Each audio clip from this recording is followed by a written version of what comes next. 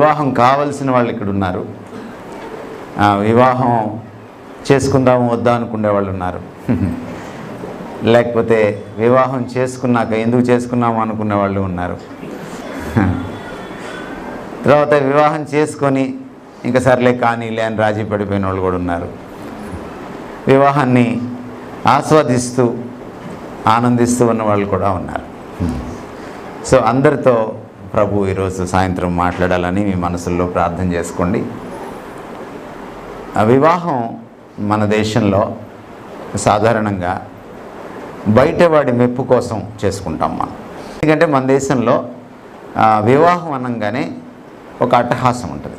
ఎవరి లెవెల్లో వాళ్ళు, ఎవరి స్తోమత కొద్ది వాళ్ళు హడావిడి చేస్తారు. అందుకనే మనం డీజే పెట్టి రోడ్డు మీద కూడా డ్యాన్స్లు వేస్తాం. ఎందుకంటే వివాహం అయిన తర్వాత ఎలాగో డ్యాన్స్ స్టార్ట్ అవుతుంది, అది వేరే విషయం. కానీ వివాహం సమయంలో మనం డీజే పెట్టి హడావిడి చేస్తాం. మన దేశం కల్చర్ అన్నమాట ఇది. మన దేశంలో ఏంటంటే నా కోసం వివాహం చేసుకోను, వివాహ మహోత్సవం అందరి కోసం, అందరిని మెప్పించాలి, అందరికీ బట్టలు పెట్టాలి, డబ్బులున్నా లేకపోయినా అప్పు చేసి వివాహం చేయాలి, అప్పు చేసి పప్పు కూడా అన్నారు కదా. కానీ బైబిల్ అలా చెప్పట్లేదు.